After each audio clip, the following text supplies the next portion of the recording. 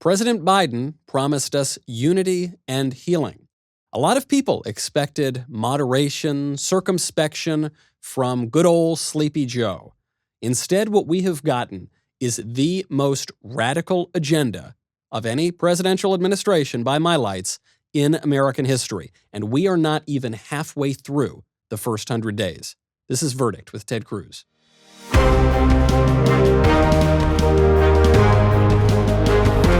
Welcome back to Verdict with Ted Cruz. I'm Michael Knowles. Thank you all for being with us. It is good to be with you again. Thanks to everybody who has subscribed on Apple Podcasts, on Spotify, on YouTube. If you haven't already, we would very much appreciate your doing that, as everybody is getting canceled these days, up to and including Dr. Seuss, Mr. Potato Head. We fear that big tech could clamp down, so it'd be great to be with you and have you subscribe as well. Senator, I have to tell you, I wish I had a happy outlook on the first 100 days of this administration. It kills me to say this. I think we were right when we discussed on this show why people ought to fear the worst from President Biden. Yeah, these have been dangerous times, but let me first of all say welcome back. It's been too long since we've done a verdict. It's been too long since I've seen you. We had intended to do one last week, but unfortunately we discovered there are no TV studios in Cancun. You know, Senator, I wasn't going to bring it up because some people have said that you ought to apologize, and I do think that you ought to apologize to me for not inviting me to Cancun. I'm very upset, but I'm sure that we'll be able to move on from this. Well, and as you know, in Cancun, smoking Cuban cigars is legal, so I owe you a double apology. That is true. For leaving you where the products from my family's homeland are prohibited. Yes, but I'm glad we could clear the air here because it is very good to be back with you, even amid all this crazy turmoil here in the United States. They're actually, I don't want to just be too doom and gloom here, because there actually has been some good news. In some ways, I know that you and your colleagues have been stymieing some of the worst impulses of the Biden administration, particularly on the nominations. But I want to get the bad news out of the way first. Just even one single piece of legislation that's made its way through the House, the Equality Act, seems to me maybe the single most radical piece of legislation ever in American history. Am I wrong? Am I overreacting here? Well, give them time. That they will pass even more radical stuff. And, if I were to sum up the first 50-ish days of the Biden administration with three words, those words would be boring but radical. So I think what Joe Biden is doing that's smart is not making news. He's dull. He doesn't say much of anything. And listen, after 4 years of every day Donald Trump driving the news 24/7, the latest tweet, the latest reporters breathlessly grasping their pearls, I do think people kind of breathe a sigh of relief that you don't wake up and wonder, what did the president say today? And I think Joe Biden is leaning into say as little as possible, be as boring as possible. But that is very much a mask. It's a mask that is designed to hide the really radical agenda they're moving forward. If you look at the nominees they're putting forward, you look at the Secretary of Homeland Security, Mayorkas, who said just a couple of days ago, said there is no crisis at the border, none whatsoever. Right in the midst of, they're projecting over 100,000 unaccompanied children being detained at the border, and there is no crisis. There's no crisis because they've gone back to catch and release, and their view is, what's the crisis? We're letting everyone in. We're just not enforcing our laws. We're seeing that pattern replicated over and over and over again. The Equality Act would be profoundly damaging to Christian schools, damaging to churches, the government forcing anyone, regardless of faith, regardless of belief, to embrace the left's definition of gender, or rather lack thereof. And to do otherwise is to face serious and crushing legal penalties. That would be a profound transformation and a harmful transformation of our country. And And yet it's all silently moving forward. You know, we're sitting here, it's Wednesday night when you and I are recording this, and tomorrow we're going to be taking up the so-called stimulus bill. Now, the stimulus bill actually has nothing to do with stimulus. It's a title that might as well have been picked out of the air. It's $1.9 trillion, 9% of which has to do with COVID. 9%. 91% is not health spending concerning COVID. And, you know, you think about last year. Last year, we passed 5 different COVID relief bills. Every one of them was bipartisan. Every one of them, Republicans worked with Democrats, rolled up our sleeves, said, all right, let's work together on assistance for healthcare workers. Let's work together on assistance for small businesses. Let's work together on vaccinations. Republicans are eager to do that again. Look, this COVID crisis is real. You could easily achieve a bipartisan bill if the Democrats wanted to, but it says something about Joe Biden. Zero interest in anything bipartisan. I think what we're going to see tomorrow is their intention is to ram this through with 50 Democrats and Kamala Harris breaking the tie. They don't want a single Republican vote. They probably won't get a single Republican vote because the bill is just a whole series of liberal wish lists that have nothing to do with COVID. It's just pent-up desire, and in particular desire to take care of their political allies. And I think that's a cynical way to approach it. Senator, do you think, though, that Republicans are going to face any backlash, knowing that the Democrats control the media? Do you think they're going to face backlash for not voting for a COVID relief bill? They're letting people hang out to dry amid this unprecedented crisis. I mean, will the Democrats succeed in any way at manipulating Republican voters, even if, 90% or 90% plus of this bill is just pork for Democrats? Do you think that message will be effective at all? We'll see. There's no doubt the media will relentlessly shill for the Democrats because that's what they do now. They don't pretend otherwise. I do think you will see Republicans voting for significant COVID relief tomorrow in the form of this is being brought up through the process called budget reconciliation, which we've talked about before. Yeah. It's the main exception to the filibuster rule. It's the main way you can pass legislation where you don't need 60 votes in the Senate. You can just do it with 50. One aspect of budget reconciliation is vote-a-rama. We talked in an earlier verdict about vote-a-rama, unlimited amendments. Right. That's by statute. And so normally the majority leader can shut down amendments, and we've seen, sadly, majority leaders in both parties do that. If you're using budget reconciliation, you can't shut down amendments. I expect a lot of amendments tomorrow night. I think it is likely we will go all night. I think we may go into the morning. We may even go further than that into Friday. I think there is a real anger among Republicans in the Senate at this bill.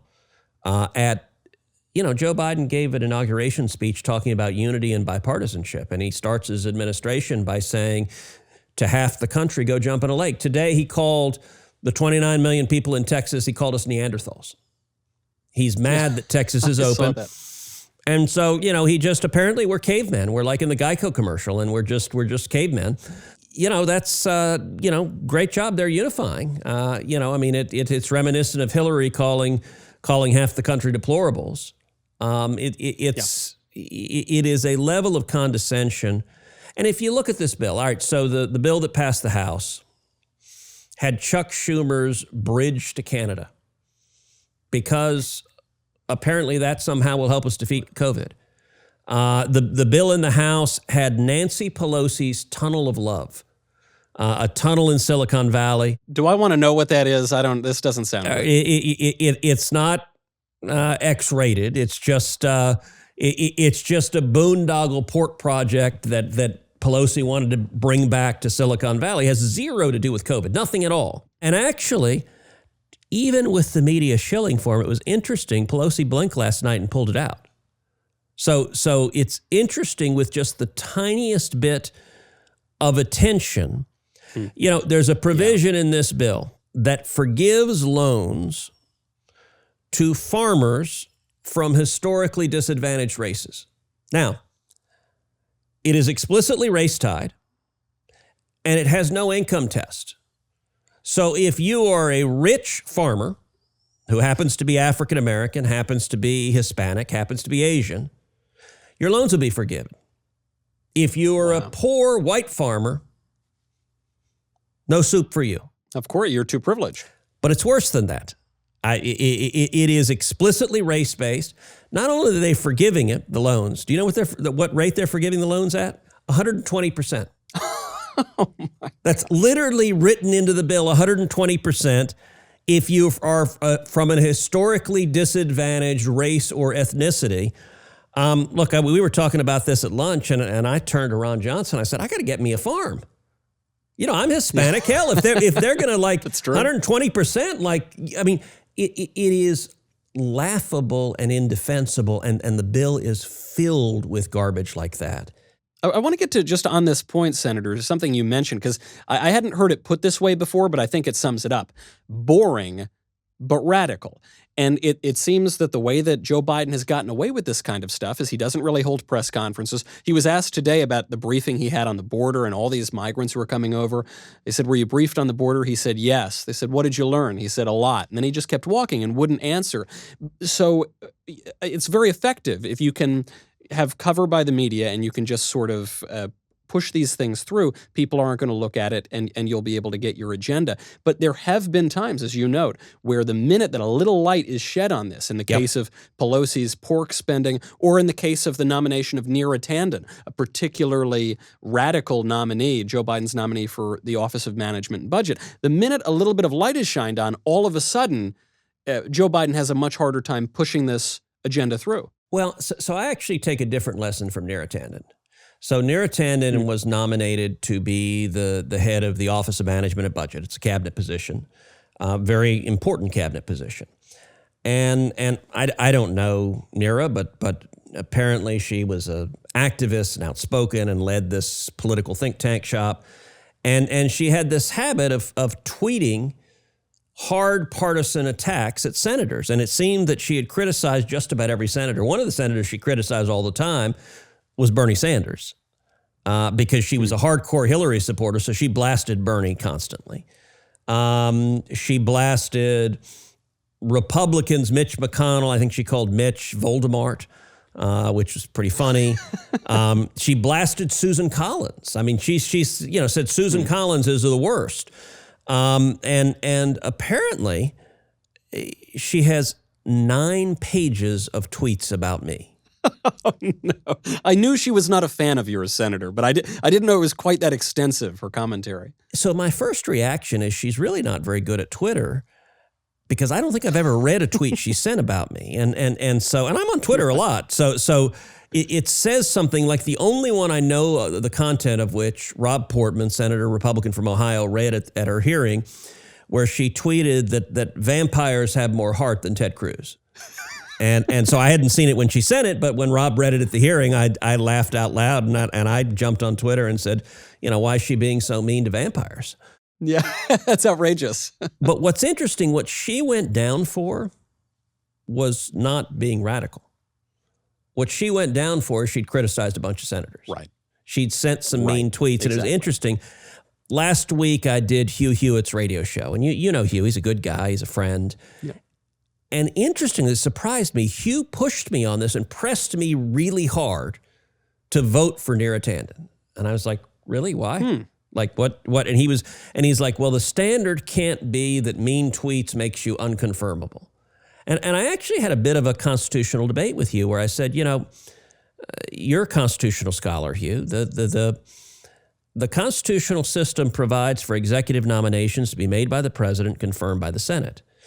And it has been true since the very first Congress that if you attack and blast a bunch of senators, you ain't getting confirmed. Like it's real simple. Yeah. This is not actually a Twitter phenomenon.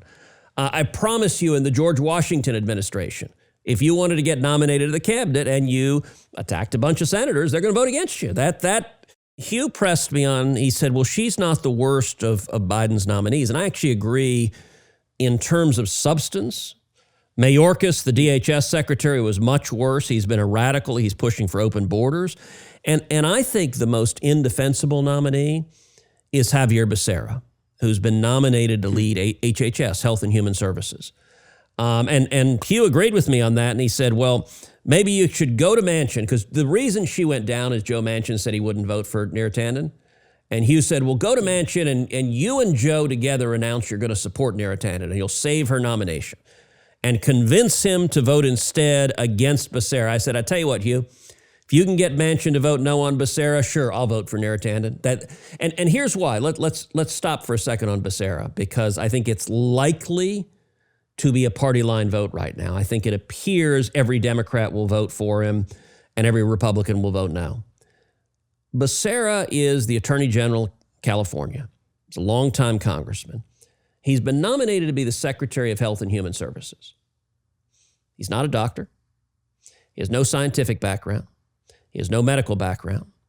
He has no background in healthcare administration. He has no background in virology and vaccines. He has no background even in logistics. HHS is right now in the middle of the largest vaccine distribution effort our country's ever seen. Yep. Joe Biden has nominated a trial lawyer who's a radical leftist.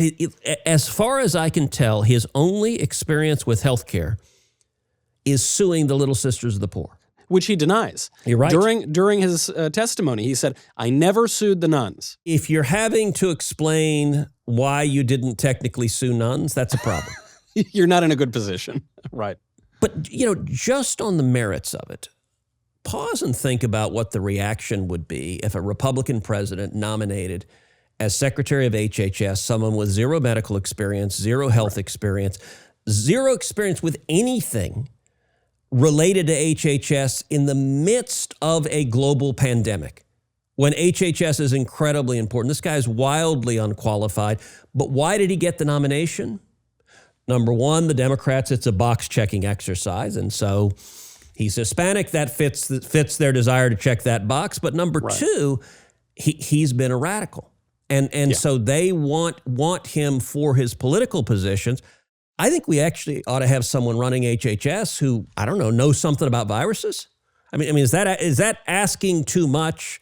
And Biden claims his priority is defeating COVID, and yet he nominates someone with no medical experience. And mind you, at the same time saying follow the science, except the person he's putting there doesn't know anything about science. Well, of course. And the Becerra nomination, especially as someone who fled the Republic of California, Mussolini's dictatorship of California, as some of us call it. I remember Becerra. He's a very radical guy. But to your point earlier of boring but radical, I expect radicalism from someone like Becerra. I expect radicalism from someone like Neera Tanden. But you made the point, I believe, this week that even the so-called moderate nominees, people like Merrick Garland, who's nominated for Attorney General, he's supposed to be the moderate guy. He's supposed to be maybe the most moderate person that Biden puts up. He would appear to be just as radical as everybody else from his testimony. Maybe. So when Biden nominated Merrick Garland, my initial reaction, I was relieved, because there are a lot of radical partisan lawyers that could have been nominated as AG. For that matter, Javier Becerra is actually qualified to be AG. He's not qualified for HHS, but he is in fact an attorney general. Becerra is a rabid partisan, so he would have been a much worse attorney general on the face of it than Merrick Garland. Merrick Garland spent 23 years as a court of appeals judge. He's a Democrat. He was in the Clinton administration. But he hasn't built a reputation as a hard partisan. His reputation as a judge has been one of integrity, and he hasn't been seen as overly partisan. I was gratified. My reaction was, you know what, this may be about the best we can hope for from the Biden administration. I think there were a number of Republicans on Senate Judiciary that were initially inclined to vote for Merrick Garland. At his confirmation hearing, it was remarkable because he refused to answer essentially anything. Yeah. He was asked question after question after question, and he just refused to answer them. So a lot of the questions concern John Durham. Now, John Durham is the special counsel that was appointed to investigate the abuse of power, Operation Crossfire Hurricane, and the extent to which the Obama-Biden administration broke the law in targeting Donald Trump. Very important investigation. Merrick Garland was asked by me and others, are you going to fire him? That is a really important question if you're going to have any semblance of integrity and rule of law at the Department of Justice. Right. Now, when Bill Barr was nominated to be AG, he was asked the same thing about Bob Mueller. Are you going to fire him? And Barr said he would only fire him for good cause. And so that was, during his confirmation hearing, Barr said, absent good cause, no, he wouldn't fire him, and he didn't. He let Mueller complete his investigation, submit his report. Barr kept his word on that. Garland refused to make that commitment. We said, how about you hold to the same standard Bill Barr did? Would you agree only to fire him for good cause? Nope, can't do that. I don't know anything about it. Just don't know anything about it. And I'm not going to make the commitment. And he did that over and over and over again. And then I actually submitted, a lot of senators submitted questions for the record in writing, and he would see in writing, he refused to take a position. He was asked, will DOJ prosecute people who cross the border illegally? He said, I don't know, I can't tell you. But that shouldn't be complicated. The Constitution obliges the president to take care that the laws be faithfully executed. He said, I can't tell you if we'll prosecute people who cross the border illegally. I asked him if the Department of Justice would urge the courts to overturn the Heller decision, which upheld the Second Amendment right to keep and bear arms. He wouldn't tell us that. So one after the other, where he refused to answer even the barest minimum of questions. And I got to say, it was sad. After all of that, after essentially telling the senators, go jump in a lake, I'm not going to answer any of your questions. All the Democrats voted for him, and a bunch of the Republicans voted for him. Yeah. And you kind of throw your hands up in the air. I still don't know if he will be a hard partisan as Attorney General. He is very likely to be confirmed. But I have no reason to think that he will have any willingness to stand up to the hard partisans that will surround him. Based on his performance at his confirmation hearing, it was the Sergeant Schultz defense. I see nothing, I know nothing. I mean, that is essentially what he was telling us. Because what you would hope from the so-called moderate nominee, I shared your relief, actually, when it was reported that Garland was going to get the nomination over some of the radical people. But you would expect from the so-called moderate nominee to give you some answer, to give you some reason to have confidence in their moderation. We didn't get that, but you're seeing this as part of a broader strategy from the White House. Jen Psaki, the White House press secretary, was asked, will Joe Biden force doctors to violate their conscience and perform abortions? She couldn't give an answer on that. Jen Psaki was asked about a possible world in which Mexico sends 600 to 800,000 migrants to the United States to work. She was asked for a comment on that. She said, well, she couldn't possibly comment on that. This just quiet dismissal of questions and the kind of boring radicalism that we're getting is pretty worrisome. And I have to bring it up because you're probably the most famous reader of Dr. Seuss in the entire country. Outside of politics, outside of the government, you're seeing private companies canceling Dr. Seuss, taking the spuds off of Mr. Potato Head, and now taking very ordinary, mainstream, scholarly books off of Amazon, largest bookseller in the world, because they contradict left-wing orthodoxies. It feels as though the liberal establishment is colluding and closing in on us. It is the Death Star, and they're trying to eliminate all their enemies. Look, Hasbro, you mentioned Mr. Potato Head. They dropped the Mr. It's now just Potato Head. It's not Mr. Potato Head. It's not Mrs. Potato Head. It's just Potato Head. So much for preferred pronouns. And by the way, among the attachments on the Potato Head, I don't recall many that actually distinguished male and female. I'm glad for that. We didn't need to get that quite anatomically specific. True. You know, the Dr. Seuss thing is just moronic. And the president removed Dr. Seuss from, I don't know, what is it, National Reading Week or something? I don't even remember exactly what it is. Some celebration of reading that Dr. Seuss has usually been a part of that Biden pulled it out of. You know what's amazing? I looked today on Amazon. I was actually checking my own book, One Vote Away, and periodically seeing where I'm. By the way, if you haven't gone and bought One Vote Away, go on Amazon. You should buy it. It's a great book. Now's the time to do it, too, before it gets canceled. Well, there is that. And I was checking it, and do you know the author of the top 8 best-selling books on Amazon today? Number 1, 2, 3, 4, 5, 6, 7, and 8. I'm going to guess Dr. Seuss. And actually, of the top 100, more than half of the top 100 were Dr. Seuss. It's really funny. I have never seen on Amazon anything like this as people are going on. So I jumped on Twitter. I tweeted out a screenshot of that and said, who knew Joe Biden was such a great bookseller? Right. I asked him if he Right. could try to ban my book. I mean, let's go back to number 1 on Amazon. We'll take it. But Right. it is, and actually the even more, the Dr. Seuss thing is idiotic. It's asinine. The even more dangerous thing is Amazon now taking down books it disagrees with. Right. Because Amazon has a near monopoly on book sales. Well, I do want to pause you there, Senator, because this is an argument I hear from left-wingers a lot when we decry cancel culture and Amazon taking down a very humorously titled but actually scholarly book from Ryan T. Anderson, which is called When Harry Became Sally. That's sort of the book at issue here.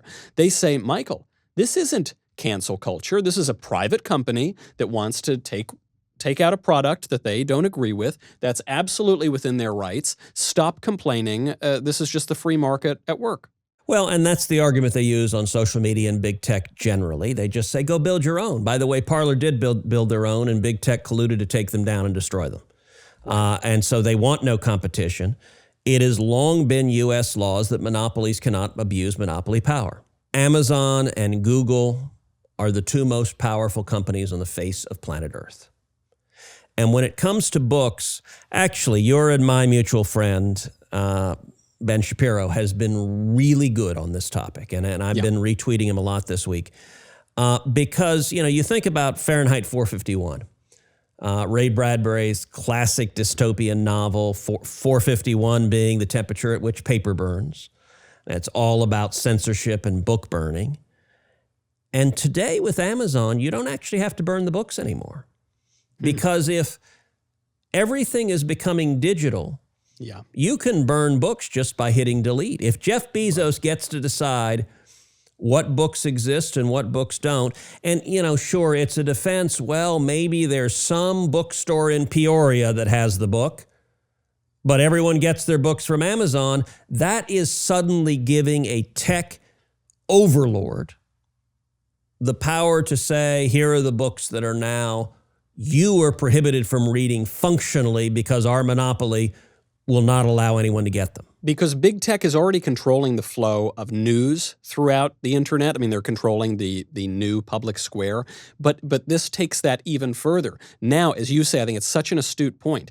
When all the books are digital, they can go back and control the flow of classical information. They can go in, and if some big tech oligarch wanted to, delete that book from your e-reader. It's one reason that I find myself now buying physical media much more so, because it is a threat. And I think to throw our hands in the air and say, oh, there's nothing we can do, it's a private company, I think it totally disregards the enormity of the problem. This has been, I'm sorry to say, a little bit of a downer of an episode and a downer of a first 42 days of an administration. So I do want to end on a high note with a mailbag question. And this is a genuine high note. This question from NBA Bubble. Question for Ted. How do you feel about Texas being reopened? Fantastic. It needed to happen. It is great. Look, Texans want to go back to work. We want to go back to school. And by the way, schools, we need to be talking more about schools. Yeah. I'll give you a stat that is really stunning.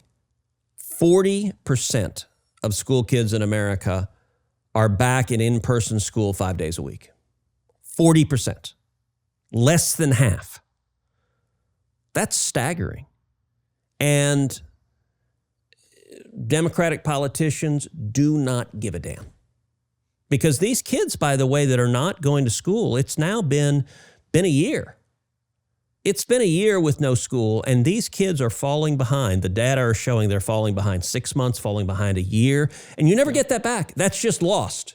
Yeah. And we're getting a whole generation, and it's not uniformly distributed. So rich families are finding a way to educate their kids, whether it's going to a private school, whether it is doing homeschooling, whether it's hiring tutors.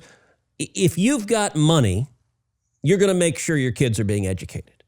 But low-income kids, single moms, they don't have those choices. They don't have those abilities. And so if the local school isn't open, and in particular if a single mom's working a couple of jobs and being pulled 9 different directions, That just means those kids are getting left behind. They're not learning to read. They're not learning to write. They're not learning the skills they need for life. It disproportionately harms African-American kids and Hispanic kids. And the Democratic Party doesn't care at all. They say follow the science. The head of the CDC said kids need to be back in school. And they immediately said, oh, no, never mind, not that science. Yeah. Don't. Why? Because the teachers' union bosses don't want the schools open. And this goes back to boring but radical. Joe Biden made the determination he cares more about the money and the campaign donations from the teachers' union bosses than he cares about 50 million school kids in this country. And the proof is in the pudding, because they're willing to. So Gavin Newsom, the governor of your former state, was blasting Texas as it's utterly reckless because you're opening businesses and opening schools. I say, God bless freedom.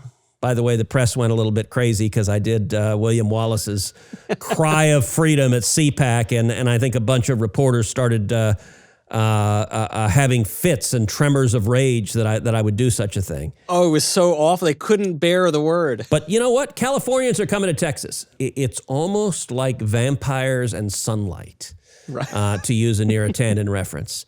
But look, there's a reason why thousands and thousands and thousands of Californians are fleeing California and coming to Texas. Because you can actually go to work, you can actually have a job, you can actually open your small business, you can actually have your kids in school, you can actually enjoy some freedom, that we're not run by a bunch of nutbags. And by the way, Newsom, what does it say that Newsom is so crazy that he's getting recalled in bright blue California? Right.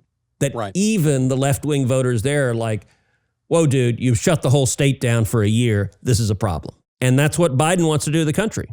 I know this is the glimmer of hope that I have to hold on to, at least. And I think, obviously, we're going to see how this plays out. You're going to be up all night at the Senate and voting on these sorts of things. If we can shed a little bit of light, then perhaps we can call people's attention to this boring yet radical agenda. And perhaps when you call enough people's attention to it, perhaps we'll be able to stop it and fight for freedom. We'll have to leave it there, but there will be much more to talk about next time. I'm Michael Knowles. This is Verdict with Ted Cruz.